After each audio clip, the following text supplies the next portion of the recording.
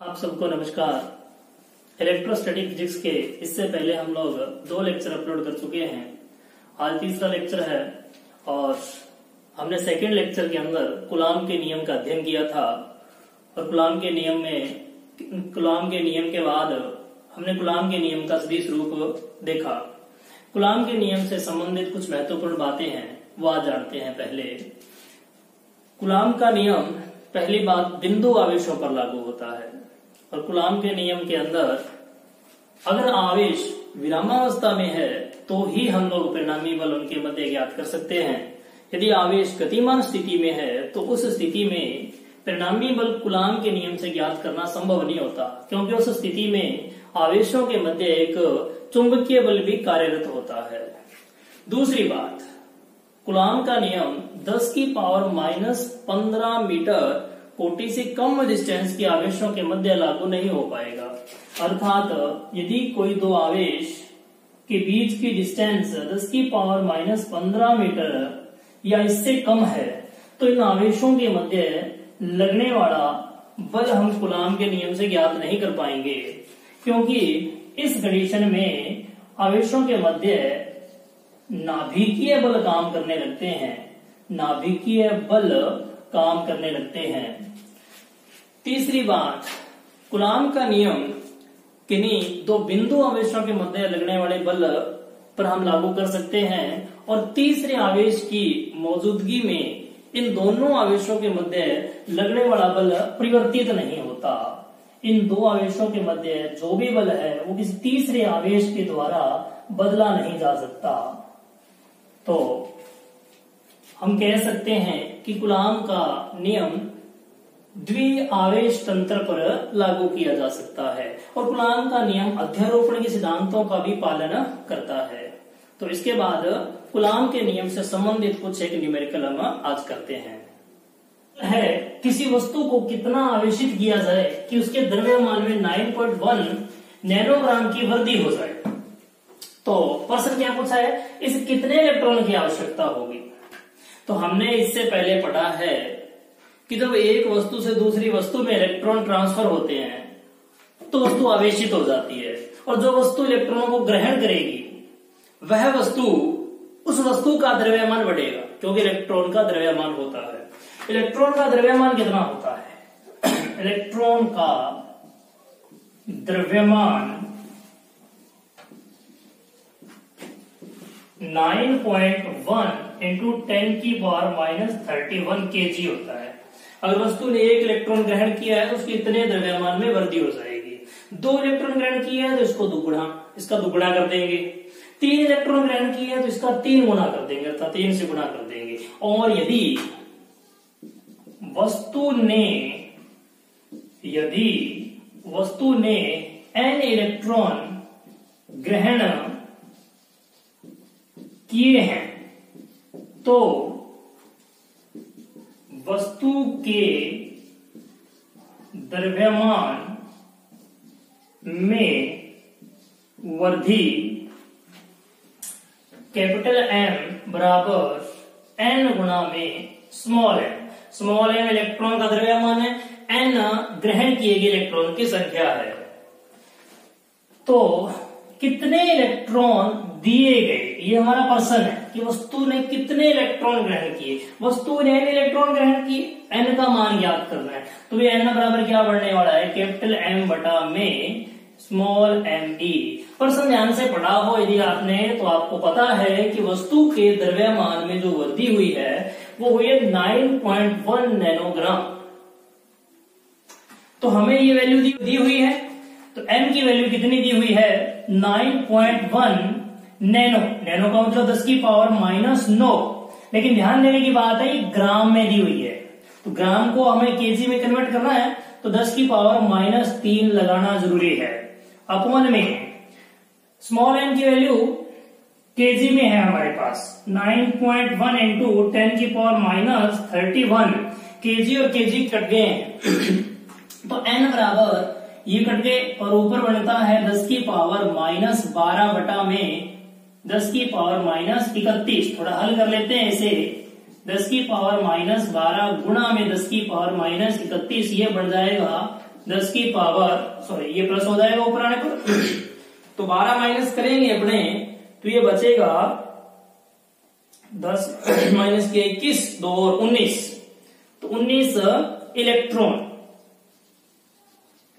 तो एक वस्तु से दूसरी वस्तु में 10 की पावर 19 इलेक्ट्रॉनों का स्थानांतरण होगा।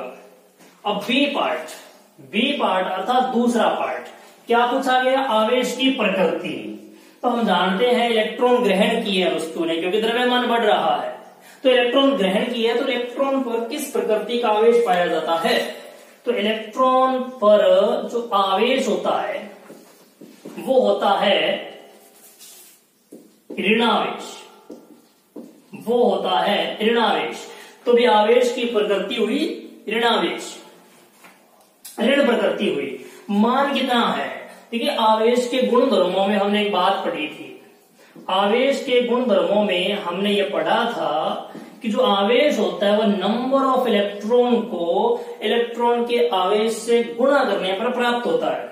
तो Q बराबर बनेगा नंबर ऑफ इलेक्ट्रॉन, अभी हमने याद किए कितने स्थानांतरित हुए हैं, 10 की पावर 19 गुणा में 1.6 इंटू 10 की पावर माइनस 19, तो Q बराबर बनेगा 1.6 कूलम।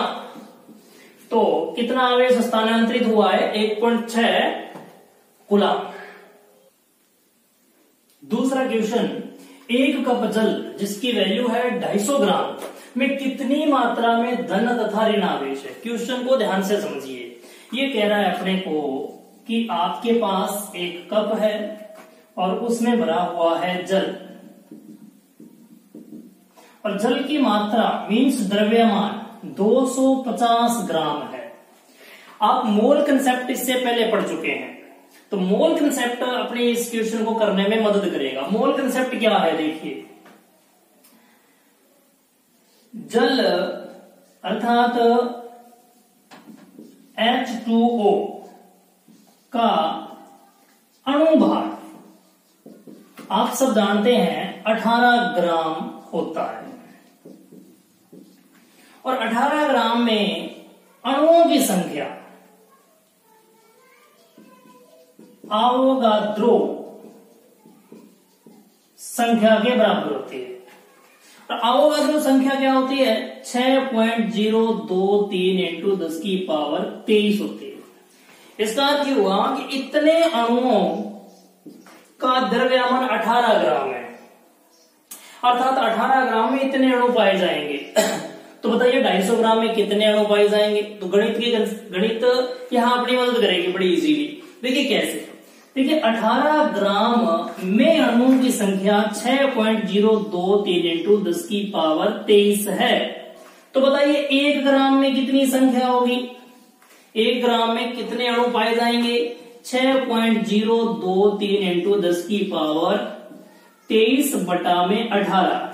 लेकिन हमें कितने द्रव्यमान में अणुओं की जरूरत है, 250 ग्राम में अणुओं की जरूरत है। कितने अणु होंगे भाई, तो 250 ग्राम में अणु हो जाएंगे इंटू 10 की पावर 23 बटा में 18 गुणा में 250, 250। ये क्या है, ये अणु है। कितने ग्राम में अणु है, ये 250 ग्राम में अणु है। तो 250 ग्राम में हमने अब तक अणुओं की संख्या ज्ञात की है, ये इधर लिख लेते हैं। तो कप में अणुओं की संख्या n बराबर हो गई 6.023 इंटू 10 की पावर 23 बटा में 18 गुणा में 250। ये अणु हो गए। देखिए आइए हम सूत्र याद भी करते हैं, कई बार सूत्र को सीधा याद कर लेते हैं हम लोग। यहाँ पे सूत्र बन रहा है, देखिए कौन सा सूत्र बन रहा है, अणुओं की संख्या बराबर आवोगाद्रो संख्या बटा में अणु भार, ध्यान दीजिए 18 अणु भार है, और गुणा में पदार्थ की मात्रा द्रव्यमान में। ये एक सूत्र बन गया, देख लीजिए आप। 2 तरीके हैं, समझ के कीजिए। दूसरा तरीका है आप सूत्र याद कर लें, उसमें वैल्यू रखिए, उससे कीजिए। दोनों तरीके अपने अपने स्थान पर सही हैं। अगर अपने को त्वरित उत्तर निकालना है, जल्दी जल्दी करना है, जैसा कि कंपटीशन में होता है, तो ये सूत्र अपने को ध्यान आना चाहिए, और हमें अगर उसके बेसिक कंसेप्ट को समझते हुए चलना है तो ये मेथड अपने को पता होना चाहिए। तो इसको हल करेंगे थोड़ा। एक काम करते हैं, इसको यहीं छोड़ देते हैं बिना हल किए, क्योंकि हमारा जो क्वेश्चन है वो है धन और ऋण आवेश की मात्रा का पता लगाना। तो देखिए H2O के एक अणु में इलेक्ट्रॉनों की संख्या कितनी होगी? इलेक्ट्रॉनों की संख्या, ऑक्सीजन परमाणु क्रमांक 8, तो कितने इलेक्ट्रॉन हुए इसमें? 8 इलेक्ट्रॉन हुए। हाइड्रोजन 1 इलेक्ट्रॉन, लेकिन 2 अणु है तो 1 और 1 2 इलेक्ट्रॉन इसमें हो गए। इसमें हो गए 2 इलेक्ट्रॉन भाई, और इसमें हो गए 8 इलेक्ट्रॉन, तो कुल इलेक्ट्रॉन हो गए 10। तो इलेक्ट्रॉन 10 है तो प्रोटॉन भी 10 ही है, क्योंकि उदासीन अणुओं में प्रोटॉन और इलेक्ट्रॉन की संख्या बराबर होती है। तो फिर एक अणु के पास कितना आवेश हुआ? इलेक्ट्रॉन अगर 10 है तो कितना ऋण आवेश हुआ? तो एक अणु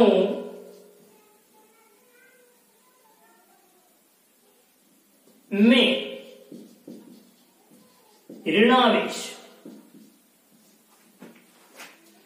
ऋणावेश की मात्रा हो जाएगी 10 इलेक्ट्रॉन। आवेश की मात्रा निकाल रहे हैं ना अपने, तो Q निकाल रहे हैं, तो आप सूत्र अवश्य जानते होंगे N इंटू ई। तो नंबर ऑफ इलेक्ट्रॉन कितने एक अणु के लिए? 10, और ई है 1 इलेक्ट्रॉन पर आवेश। तो ये आवेश कितने अणुओं के लिए निकाला गया? एक अणु के लिए। लेकिन हमें तो किसमें आवेश निकालना है? एक कप में कुल कितना है? तो एक कप में अणु है कितने भाई? इतने अणु है एक कप में, मतलब n अणु है।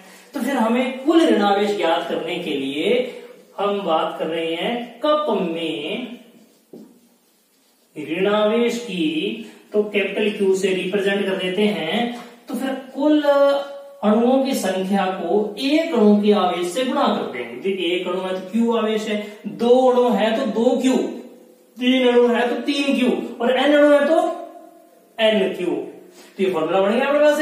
अब इनकी वैल्यू रख देंगे। तो n की वैल्यू क्या है? 6.023 इंटू 10 की पावर 23 गुणा में 250 अर्थात 250 बटा में 18 और गुणा में 10 ई। ये आ गया कुल ऋणावेश। अपने को पता है ये उदासीन है, और उदासीन है तो उतनी ही मात्रा में क्या होगा? धनावेश। तो धनावेश हमें ज्ञात करने की जरूरत नहीं है, ऋणावेश से ज्ञात हो जाएगा। इसे थोड़ा हल करना पड़ेगा अपने को।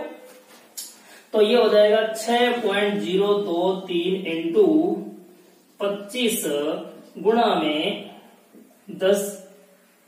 10 की पावर 1 ये ले लेते हैं, 0 यहां से उठा दिया हमने, और 23 पावर पहले से 23, 24 और 25 तो पावर हो गई। गुणा में ई की वैल्यू और रख देता हूं 1.6 इंटू 10 की पावर -19 कुलाम इसकी वैल्यू है आवेश की, बटा में क्या है 18। तो इसे काट के हल कर देते हैं, पर जो वैल्यू बनेगी वो 1.337 गुणा 10 की पावर 7 कुलाम बढ़ जाएगी। ये आप खुद इसे गुणा करके हल करके देख लीजिएगा। नेक्स्ट क्वेश्चन है, निर्वात में रखे 2 बिंदुवत आवेशों के मध्य बल 18 न्यूटन है। 1 mm मोटाई तथा 6 परिवर्तनांक कांच की पट्टिका इन आवेशों के मध्य रख दी जाए, तब बल का मान ज्ञात कीजिए। हमने इससे पहले कूलाम का नियम पढ़ रखा है। तो कूलाम के नियम के अनुसार कोई यदि 2 बिंदुवत आवेश है जिनके मध्य दूरी स्मॉल r और आवेश की value suppose that Q1 Q2 है, तो और ये पूरा सिस्टम है निर्वात में, तो इनके मध्य लगने वाला विद्युत बल F0 Q1 Q2 upon 4 pi epsilon not R square होगा। देखिए एप्सिलॉन नॉट की वैल्यू हम पिछले लेक्चर में आपको बताना भूल गए थे। उसकी वैल्यू है 8.85 इंटू 10 की पावर -12। मात्रक विमा की हमने चर्चा कर ली थी। ये अंकिक वैल्यू है, इसकी अंकिक मान है इसका। और इस टोटल की वैल्यू भी और बता देते हैं, 1/4 पाई एप्सिलॉन नॉट की टोटल की वैल्यू जो होती है वो होती है 9 गुणा 10 की पावर 9। ये होता है आंकिक मान इसका। अगर मात्रक की बात करनी है तो भी हम कर सकते हैं। वो कैसे करेंगे, देखिए पक्षांतर कीजिए। तो ये इधर जाएगा तो न्यूटन पहले से पड़ा इधर, और ये इधर जाएगा तो मीटर स्क्वायर, और ये बटा में जाएगा तो कूलम स्क्वायर। ये मात्रक की चर्चा भी हो जाएगी इसी के साथ है। तो हमारा क्वेश्चन है कि पैरावृत्तांक रख दिया गया बीच में, तब नया बल बताएं क्या होगा। पहले बल जो था वो आपको दे रखा है, कितना था भाई, 18 न्यूटन था। पहले जो इनके मध्य लगने वाला निर्वात में रखे होने की स्थिति में लगने वाला बल है जो 18 न्यूटन है। समीकरण 1 दे देते हैं इसे अपने। अब प्रश्नानुसार हमें कहा गया है, प्रश्नानुसार हमें कहा गया है कि जब माध्यम है तब बल कितना होगा, एम मतलब मीडियम माध्यम। तो सूत्र हम जानते हैं Q1 Q2 upon 4 pi epsilon गुणा में आर स्क्वायर। एप्सिलॉन है माध्यम की विद्युतशीलता, विद्युतशीलता, माध्यम की विद्युतशीलता। तो एफ एम इक्वल टू बढ़ेगा Q1 Q2 upon 4 pi epsilon. के बारे में हमने पीछे कूलॉम का जब नियम पढ़ा है तो ये सूत्र पढ़ा है, पैरावृत्तांक हेडिंग थी उसमें हमने सूत्र निर्मित किया था। तो एप्सिलॉन नॉट एप्सिलॉन आर गुणा में आर स्क्वायर, आपको याद होगा यही है प्राविद्युतांक, प्राविद्युतांक। तो समीकरण नंबर 2 और 1 को हल करते हैं। समीकरण 1 व 2 से एफ एम बटा में एफ नॉट बराबर Q1 Q2 upon 4 pi epsilon not epsilon R square गुणा में 4 pi epsilon not Q1 Q2 upon R square यहां आ जाएगा। इसको उल्टा कर दिया हमने एफ नॉट को, जो कट रहे हैं उनको काट देते हैं। Q1 Q2 कट गया, 4 बाई एप्सिलॉन नॉट भी कट गया। तो एफ एम इक्वल्स टू में upon F not equals to में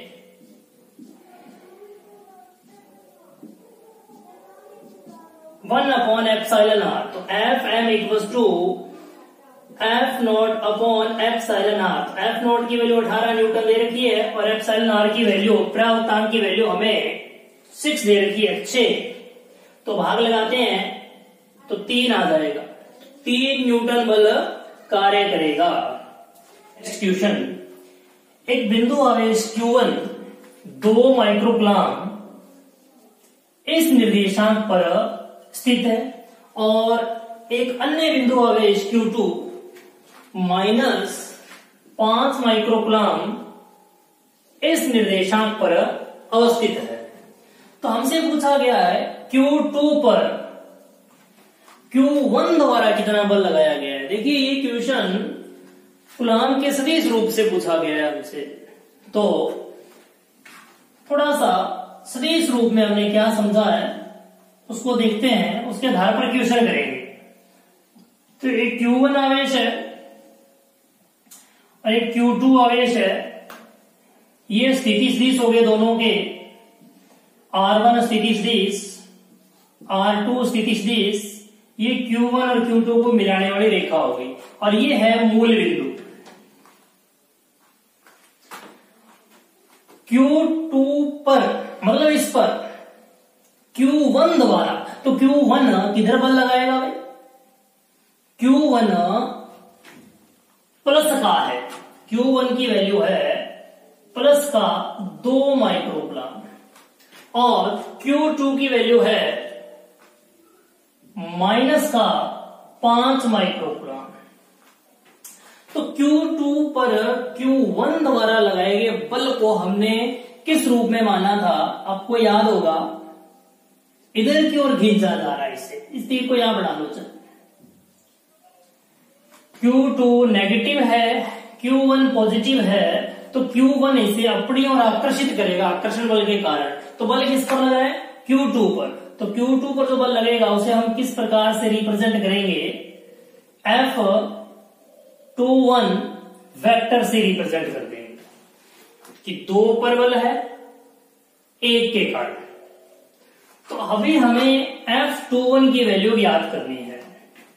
तो देखिए बल किधर की ओर लग रहा है, इधर की ओर लग रहा है। तो इस दिशा में जो स्थिति सदिश होगा, यहां से यहां तक का जो पोजीशन वेक्टर बनेगा वो किसके सापेक्ष होगा, ये होगा Q2 के सापेक्ष। किसका होगा, Q1 का होगा।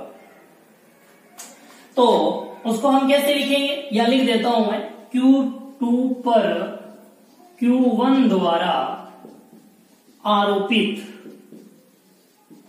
बल F21 वेक्टर, और इसी दिशा में जो स्थिति सदिश बनेगा, ये वाला स्थिति सदिश बनेगा इसी दिशा में, बल की दिशा में, वो किसका स्थिति सदिश और किसके सापेक्ष होगा, Q1 का स्थिति सदिश होगा Q2 के सापेक्ष।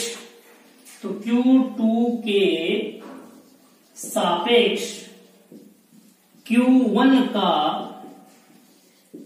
स्थिति सदिश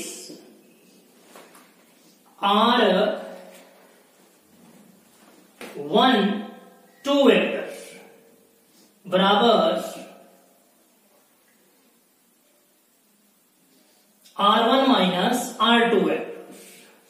ध्यान दीजिए, जब हमने कूलाम के सदिश नियम को समझा था तब हमने F21 के साथ R21 ही यूज लिया था।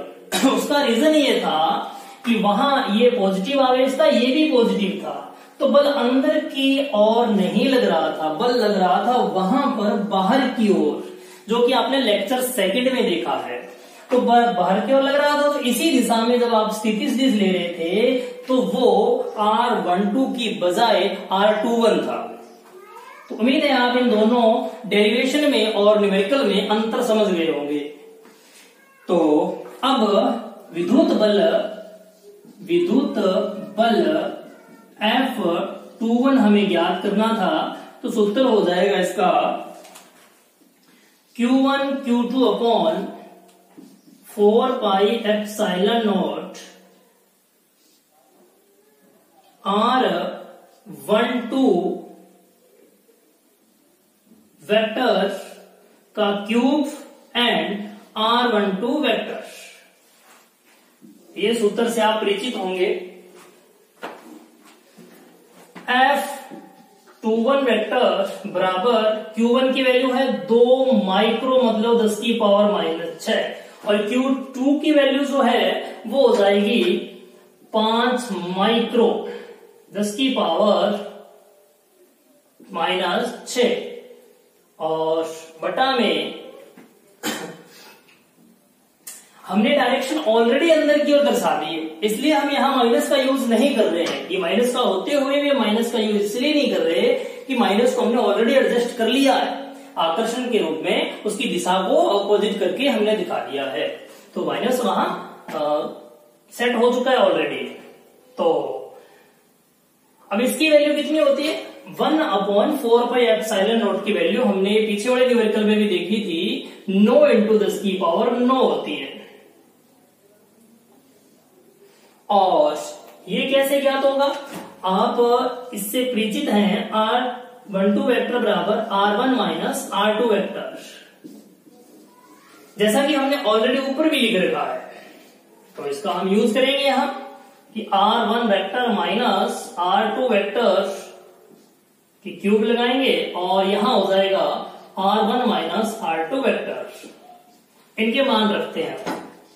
तो F21 वेक्टर इक्वल्स टू, इसको गुणा कर देते हैं 10, और ये हो जाएगा 10 6 दूनी 12 गुणा में 9 गुणा में 10 की पावर 9, और बटा में R1 की वैल्यू। देखिए R1 की वैल्यू कैसे निकलेगी, R1 की वैल्यू इसके निर्देशांकों से निकलेगी, और इसके निर्देशांक क्या है, इसके निर्देशांक है 2,1, और इसके निर्देशांक क्या है, इसके निर्देशांक है -2,4। ये निर्देशांक हो गए जो अपने को क्वेश्चन में दिए हुए हैं। तो R1 की वैल्यू क्या हो जाएगी, 2i प्लस 1j, और R2 की वैल्यू -2i प्लस 4j। ये निर्देशांक हो गए, सॉरी ये स्थिति सदिश हो गए, Q1 और Q2 के स्थिति सदिश हो गए, तो इनका हम यहां यूज करेंगे। तो R1 की वैल्यू है 2i plus j minus R2 के लिए माइनस ऑलरेडी उसके पास एक, तो प्लस 2i, तो माइनस यहां जो लगा था वो इसके साथ गुणा हुआ है तो इसके साथ भी होगा, तो यहां हो जाएगा माइनस का 4j ऊपर क्यूब। R1 की value 2i plus j minus का 2i माइनस 4j, वही काम हमने दोबारा किया, माइनस का अंदर गुणा कर दिया, ये माइनस जो है वो टोटल R2 को गुणा हो गया, तो R2 के अंदर 2 से गुणा हुआ तो 2 प्लस का हो गया, और 4 से गुणा हुआ तो 4 माइनस का हो गया। तो F21 वेक्टर बराबर 9 पड़ा रहेगा, इस 10 को इसमें एडजस्ट करेंगे, पावर हो जाएगी 11, 11 में से 9 गए तो 2, तो 10 की पावर -2 रहा यहाँ, ये 2 और ये 2 प्लस क्या है और i साथ में दोनों के, तो सेम डायरेक्शन की वैल्यू जुड़ जाएगी, 2 और 2 ये हो जाएगा 4i। ये हल करेंगे तो माइनस का 3j बचेगा, और ऊपर लगा हुआ है क्यूब, इसको हल करते हैं तो ये भी वैसे ही ये हो जाएगा 4i एंड माइनस का 3j। तो F2 9 गुणा 10 की पावर -2 अपॉन में, इसको हल करते हैं, इसका मॉडुलस क्या बनेगा, तो ये मॉडुलस निकालना उम्मीद है आपको आता होगा। R12 वेक्टर की वैल्यू जो आई है, यहां R12 लिखा हुआ है, देखिए इसको R12 लिखा हुआ है, इसी को ओपन करके लिखा है हमने, हमारे पास वैल्यू निकल के आई है 4i माइनस 3j, और इसका परिमाण निकालने की विधि आपने 11th में समांतर चतुर्भुज नियम के माध्यम से पढ़ी है, तो 4 का स्क्वायर प्लस 3 का स्क्वायर, ये हो जाएगा 16 प्लस 9 रूट 25 का रूट अर्थात 5, तो मॉडुलस वैल्यू आती है 5, और 5 का हमें क्या करना होगा क्यूब, तो ये रहेगा 4i माइनस 3j, डायरेक्शन का बोध करवा रहा है अपने को ये। तो F21 वेक्टर इक्वल्स टू में 9 गुणा 10 की पावर -2 बटा में ये हो जाएगा 5 × 5 25, और 25 5 125, तो 125 गुणा 4i माइनस 3j, तो ये हो गया बल किसके द्वारा, किस पर, Q2 पर Q1 द्वारा आरोपित बल। क्वेश्चन समाप्त हुआ। नेक्स्ट क्वेश्चन 9e तथा 4e आवेश परस्पर r दूरी पर स्थित है और एक अन्य Q आवेश, दोनों आवेशों को मिलाने वाली रेखा पर कहां पर रखा जाए कि वह संतुलन में रहे, यहां ध्यान दीजिएगा, वह संतुलन में रहे, इसका मतलब वो चर्चा कर रहा है इस Q आवेश कि ये Q आवेश संतुलन में रहना चाहिए। संतुलन का मतलब है कि ये Q आवेश दाएं बाएं ऊपर नीचे कहीं जाए नहीं, अर्थात इस पर परिणामी बल शून्य रहना चाहिए, तभी यह संतुलन में रहेगा।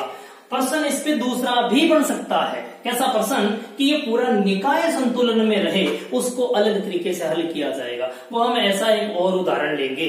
अभी फिलहाल हमें क्या कहा गया है, हमें कहा गया है कि दो आवेश, एक 9e और एक है 4e, और ये है r दूरी पर। चित्र थोड़ा बड़ा कर लेते हैं, ये 4e और इनके बीच की दूरी है r। आगे क्या कहता है कि एक अन्य Q आवेश दोनों को मिलाने वाली रेखा पर कहां पर रखा जाए। तो देखिए ये प्लस का दिया हुआ है, ये भी प्लस का दिया हुआ है, और इसके बारे में भी हमें इसने नहीं कहा कि माइनस का है या प्लस का है। सपोज ये भी प्लस का है, अगर हम इसे यहां कहीं भी बीच में रख देते हैं Q आवेश को, तो 9e के कारण इस पर इधर की ओर प्रतिकर्षण बल लगेगा। एरो बढ़ा देते हैं, ये बल लगा रहा है, यह Q1, 9e का नाम हमने अपनी तरफ से Q1 लिख लिया। तो ये जो बल होगा ये हो जाएगा F1 वेक्टर, हमने नाम अपनी ओर से दे दिया। 4e भी प्लस है, ये भी प्लस है, तो इसके द्वारा इधर की ओर प्रतिकर्षण बल लगाया जाएगा। दोनों को मिलाने वाली रेखा के अनुदिश बल काम करता है। तो इधर जो बल लगेगा इसका नाम हमने Q2 लिख दिया। इधर जो बल लगेगा उसका नाम हमने F2 दे दिया।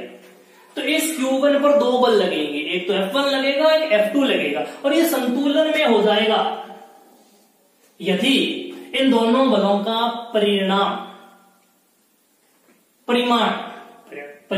परिमाण समान हो जाता है तो ये संतुलन में हो जाएगा, लेकिन दिशा विपरीत है ही। तो हम मान लेते हैं कि ये जो दूरी है यहां से यहां तक की वो x है। हमें नहीं पता कितनी दूरी है, हमने इसे अपनी ओर से x मान लिया। तो ये वाली जो दूरी है ये अपने आप ही r माइनस x रह जाएगी, क्योंकि टोटल r है, r में से x गया तो ये r माइनस x रह जाएगी। शुरू करते हैं अब आगे। तो 9e द्वारा Q आवेश पर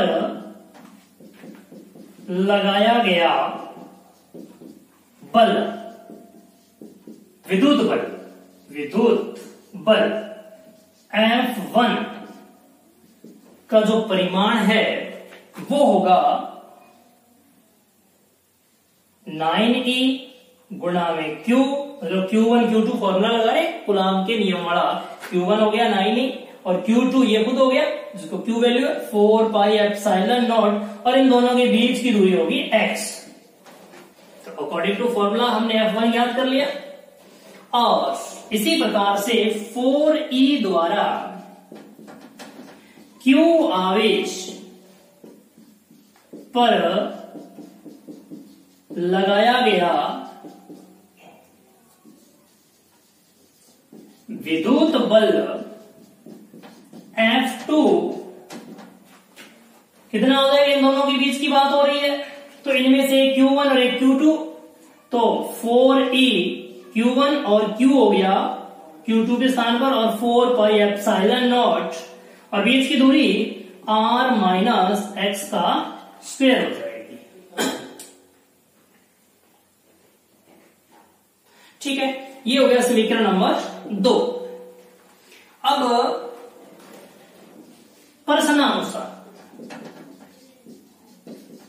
प्रश्नानुसार यदि Q आवेश संतुलन में हो तो F1 vector plus F2 vector equals to 0, मतलब इन दोनों बलों का सदिश योग 0 होना चाहिए, इन दोनों बलों का परिणामी 0 होना चाहिए, ताकि इस Q पर नेट बल 0 रहे, और नेट बल 0 रहे तो हम इसे संतुलन में कह सकें। तो F1 vector equals to minus F2 vector हो जाएगा। माइनस दोनों को इस माइनस बता रहा है कि F1 और F2 की डायरेक्शन अपोजिट होनी चाहिए, तो F1 का मॉडुलस F2 के मॉडुलस के बराबर, अर्थात परिमाण बराबर होना चाहिए। तो F1 है 9e Q upon 4 pi epsilon not x square equals to 4e Q 4 pi epsilon not and r minus x का स्क्वायर, जो कट रहा है काट देते हैं, e q and 4 pi epsilon not सब कट रहे हैं, तो 9 अपॉन में x स्क्वायर इक्वल्स टू में 4 अपॉन में r माइनस x का होल स्क्वायर, क्रॉस मल्टीप्लाई कर लेते हैं, तो 9 r माइनस x का होल स्क्वायर एक काम करते हैं, पक्षांतरण करते हैं। तो 9/4 equals to X square upon are minus x का होल स्क्वायर, और दोनों तरफ इधर भी स्क्वायर बनाते हैं। तो अब देखेंगे कि 3 का स्क्वायर 9 और 2 का स्क्वायर 4, और बराबर में x square upon are minus x का होल स्क्वायर। इसको आप इस प्रकार से लिख सकते हैं, बराबर x upon are minus x whole square. इसको भी ऐसे लिख सकते हैं, स्क्वायर इसके होल स्क्वायर को हमने एक साथ ऊपर कॉमन लेके लिख दिया। अब दोनों तरफ वर्गमूल लेंगे तो 3/2 बराबर x upon are minus x. अब क्रॉस मल्टीप्लाई करते हैं तो पहले से इजी हो गया। 3r माइनस 3x, इसको इधर ले जाएंगे तो 5x, 3 इधर आके प्लस का हो जाएगा 5x बराबर 3r। तो x बराबर हो गया 3/5r। इसका मतलब इसकी जो पोजीशन है इस आवेश से 3/5r दूरी पर होनी चाहिए, तभी यह Q आवेश संतुलन में होगा। नेक्स्ट क्वेश्चन, 2 Q परिणाम के बिंदु आवेश परस्पर r दूरी पर रखे हैं। पहले की तरह ये इतनी बात तो कि 2 आवेश हैं,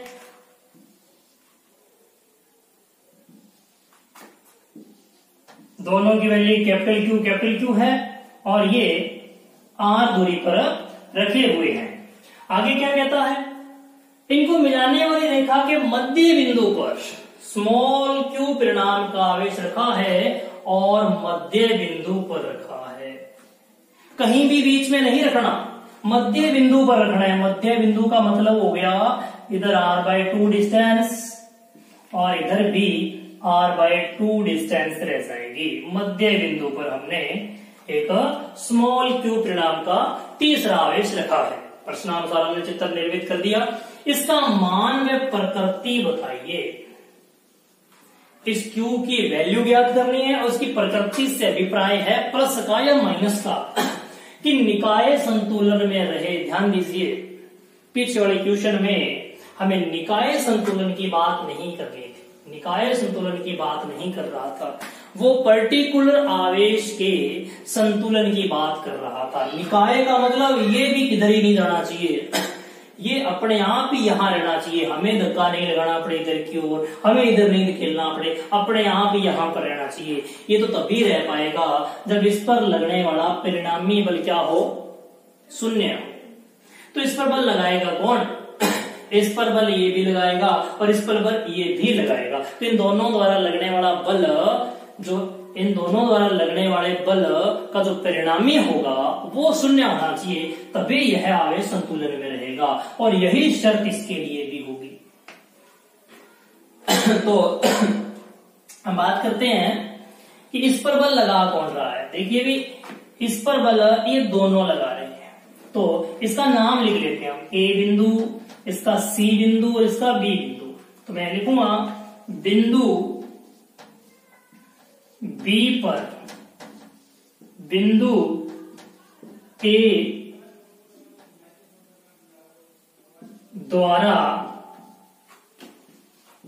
लगने वाला विद्युत बल, कोई भी नाम दे देते हैं इसे,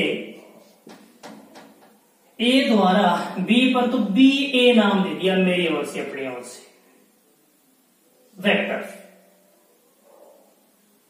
परिमाण लिख लेते हैं, वेक्टर बाद में लिखो। तो कितना होगा, तो देखिए बल का सूत्र Q1 Q2 upon R 4πε0 R square. तो B और A के बीच की दूरी है R और आवेश है Q एंड Q। Q1 की वैल्यू Q और Q2 की वैल्यू भी Q। तो ये हो गया Q स्क्वायर अपॉन 4πε0 और बीच की दूरी है R स्क्वायर। ये हो गया A और B के मध्य लगने वाला बल। किधर की ओर लगेगा, इधर की ओर लगेगा, FBA वेक्टर बल इधर की ओर लगेगा। इसका परिमाण कितना होगा, इतना होगा। अब इस पर मैंने कहा था कि एक और आवेश है जो और बल लगाएगा, वो कौन है, स्मॉल q। तो आपको क्वेश्चन हल किए बिना ही कुछ आंसर तो मिल गया कि वे इसे संतुलन में रखने के लिए बल इधर ही लगाना पड़ेगा।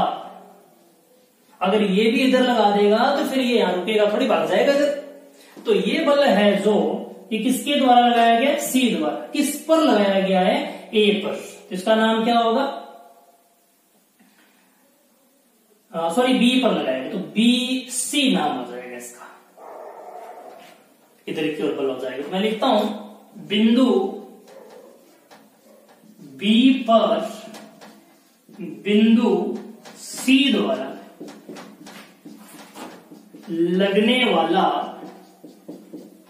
विद्युत बल एफ बी सी बराबर वही नियम Q1 Q2। तो Q1 ये किसी को ही Q1 मान सकते हैं, कोई फर्क नहीं पड़ता क्योंकि दोनों होने तो गुणा भी है ना।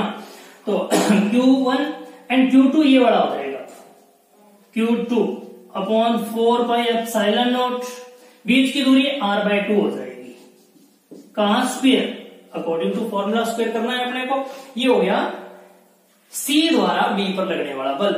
और निकाय संतुलन का मतलब सभी आवेश अपने स्थान पर बने रहें, सभी पर लगने वाला नेट बल क्या होना चाहिए, शून्य होना चाहिए।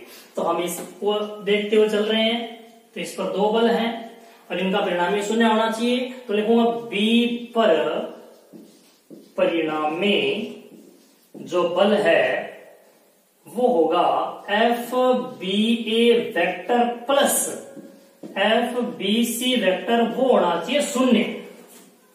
किसके लिए भाई, निकाय संतुलन के लिए, संतुलन के लिए क्या होना चाहिए, ये बल परिणामी बल शून्य होना चाहिए। तो F B A vector equals to minus F B C vector. आप अगर परिमाण की बात करेंगे तो आप प्रकृति नहीं देख पाएंगे, मान तो मिल जाएगा, प्रकृति नहीं देख पाएंगे, इसलिए मैं दिशा सहित ही बात कर देता हूं। तो इसकी वैल्यू क्या है, इसका परिमाण क्या है, दिशा बड़ी है, परिमाण दोनों की क्या क्या है।